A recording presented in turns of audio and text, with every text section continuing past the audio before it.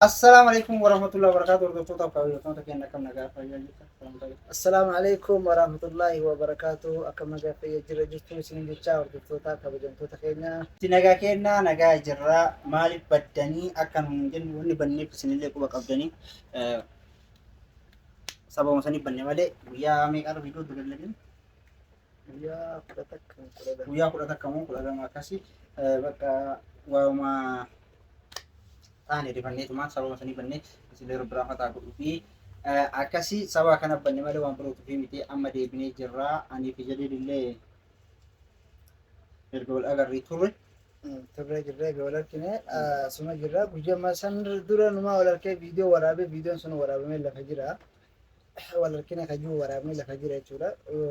Gadda san dhageenyaa jechumaan viidiyoollee gadda lakkifne jechumaan dhiifne. Akka tasaa ta'ee gaafa baadiyyaa keenya jira. Baadiyyaatti dhageenyee jennaan achumaan rifannee guyyaa meeqa siteenneyyuu achi waliin turne jedhii illee achuma ture. Sababuma isaanii turre malee waan birootu miti viidiyoon amma dura dalagnee ni jira. Sanillee isinii gallakkifnaa sababa kana bannee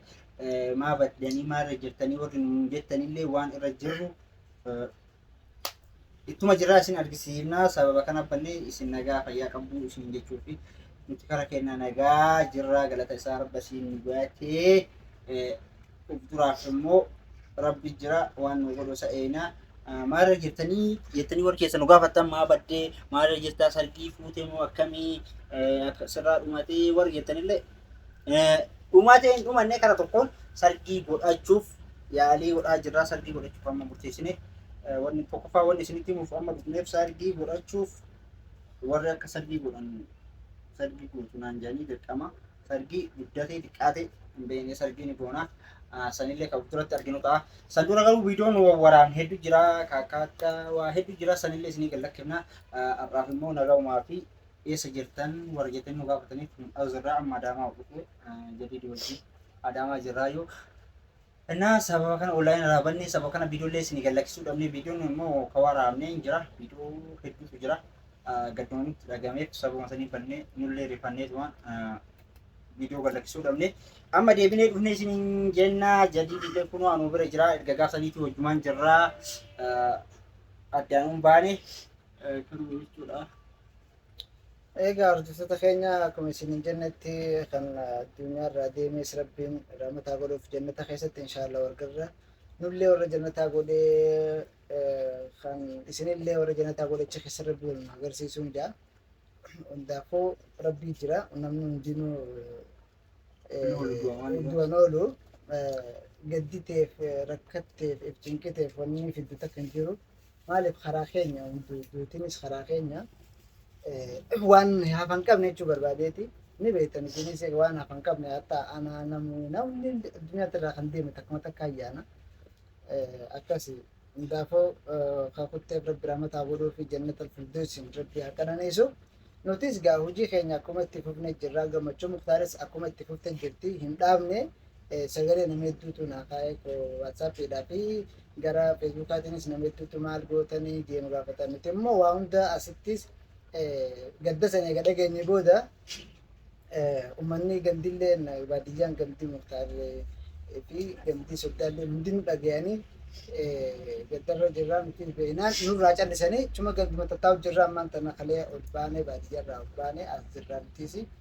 hundaafuu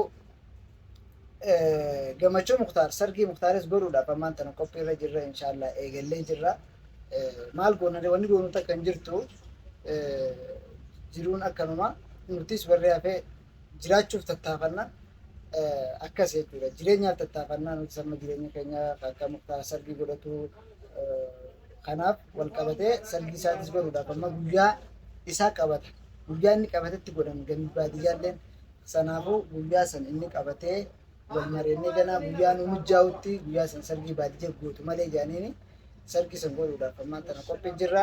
kanaafuu du'aa nu godhaa kan amrii ta'eefis rahmata rabbii godhuufu kan jiruufis jireenya fayyeessuuf walii galfii fiigaa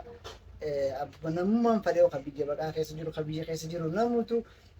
jireenya kana fooyyessuudhaaf namu tattaafatu jira rabbiin waan milkeessu jireenyaafis fooyyessuuf tattaafatu jirus rabbiin ni danda'a nu haa teessisu nu kanneen riskii gurguddoo nu kanneen irratti nu haa teessisu isiniin jaallattoota kiyyaa hunda keenyaa jechuudha. Naaf isiniifis akkasii sargii muktaar irratti du'aayii godhaa turtanii ammas akka itti fufee akka nagayaan sargiin kun nuuf lafa ga'u du'aayii nu godhaa jajjabeessaa nu cinaa dhaabbadhaa isiniin jenna ulfaadhaa isiniin jaa akkas inshaallah akkuma itti fufee jira jechuudha gammachuu muktaarii. Waa gammachuun akkuma itti fufetti jirti. Sargii warri mushurraa arguuf jarjartanillee warri uffatamaa irraa maa akkana goote namni jettanillee obsaa amma kalooftanii jirtanii arguuf bakka yaa'anii jechuun aadaan ni jira miree mushurraan biyya keenyatti idaayan 15 hanga torba gaafa torbaanii malee hin kaatu amma golaayyuu nattu golaayyuu akkana gadi tartu karaa warri beeytanii saniif uffata irraa gaafa dhiyootan viidiyoo waraabillee uffata irraa raguu waan hin danda'amneef gaafa sargii achirratti argitanii jaartiin ta'e nama tu'ee iddoo tokko san tu'ee jaartiin ta'e akkamii fotoo asiin ergime namni illee na gaafata. Saniif obsaa eegaa amma arguu kaatanii sargii gaafa sargii dirqama ni waraabama. Viidiyoon waraabama sargii gaafa san xiqqollee taatu irraa isin irraa gaafa sargii argitanii hanga gaafa sanitti obsaatti warri jarjartanii muktaata kan fuutee moonuu kijibdaa nama tokko tokko beektaa kijibaa dhabamu biraan kijibaa jiran kun immoo biraan kijibaa boodeeffama qaamachuu teessan akkasii amma mushurraan immoo wal barree jirra akkamitti waliin jirtan ka jettan amma wal barree waliin jira bakka waan dhumate ani visiin amma wal baruu bira kunnee bakka waa maal isiniin jaa akka duraanii sanii miti walitti dhaanne amma nama jaarsaa jaartii ta'anii amma yoo nadda walti waliin galtu yoo galtan amma jetti yoo akkasii hordoftoota hojjettoota keenya kanarra jirra kanarra kan hafee sargii immoo dirqama sargii baadiyyaatti godhu sargii ammallee sargii akkamii godhachuu danda'u jettan ummata sargii baadiyyaati warri jettillee amma dura gurgureen beeku awwal abbaan takuu kennateen beeku gurgureen beeku jechuun kennateen beekudha abaan wallaba kennateen beeku yaani awwal marraa jechuudha dirqama akkamitti sargii godhuu qabna silaa amma buttaa kan akka aadaatti akkam beekta yoo fedhe 15 bicha onna deebisa halangee yeroo sargiin barbaanne halangee na deebisa halangee yoo deebite bakka sargiin godhateen warra dhaqee dubbisee gatii fudhadhee fudha jechuun luktaa waan ta'eef sanii sargiin godhatu warri immoo san hin feene dirqama nuti awwal kenna awwala waan taateef dirqama sargii arguu qabnaa jettee teena sargii godhuu qabnaa diqqaatullee sargii dhiqisuullee haa taatu guddallee haa taatu sargii godhuufi qabnaa jedhanii sargirra murteessanii jiranii garuu guyyaa hin qabne gaafa guyyaa qaban isinitti himaa guyyaa isaan amma sargii haa godhamu jedhanii ati immoo ka guyyaa qabatu si waan ta'eef ijaarsotuma kennaa guyyaa qaba yaani torbee ta'a 15 ta'a sun hin beekamne garuu hin turu sanii akkasii sababa saniitii hordoftoota hojjettoota keenya isin kana hundaa obsaatiin eeggadha isaan dura immoo viidiyoo waraabamee jira osoo rabbi rahmataa godhuu fi jettiin osoo amriin ta'in dura viidiyoo hedduu waraabne viidiyoo waraabamee jira sargii shaakala sargiitirra jirullee erga sanillee immoo amma nuti gadda keenya baafannee wooma sargii kanarra olii gad deddeemaa jira kana hunda isin gadi lakkifnee amma booda isin gad lakkifnaa nu eeggadhaa obsaan isin jaa ummatni warri komentii nu gargaartanillee warri keessaan dubbisanillee viidiyoo kana dhageeffattanii ergaa waan banneefillee harkitanii jirtan na fakkaata. Manni beeka. Ni beektanii waan banneef irra guddaan ni beeka garuutu akka waan nuti lafa turre guyyaa 10 turre saniif.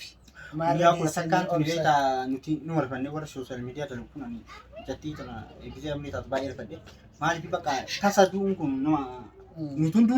duuna ofuma irratti osoo beeynu fagoo nu fakkaate nuti ufna yaadachiisireedha akkuma sooshaal miidiyaa kanaa jibbee bakka yoo viidiyoo isii seenee ilaalumaan viidiyoo yoo deddeemu waan isii kan argame bakka sababa kana bannee waan ta'eef isilee rabbi raafataa godhuu fi jannata firdoos rabbi galchuu isii warra jannataati kanaaf bannee in turre guyyaa 10 jechuun guyyaa madaqishuudha ummatatti immoo akkas fakkaata ummatatti ni turre akkas fakkaata innaa kanaa fi hordoftoota kabajamtoota keenya viidiyoo kana isiniin dalayne amma immoo itti aanu viidiyoowwan amma booda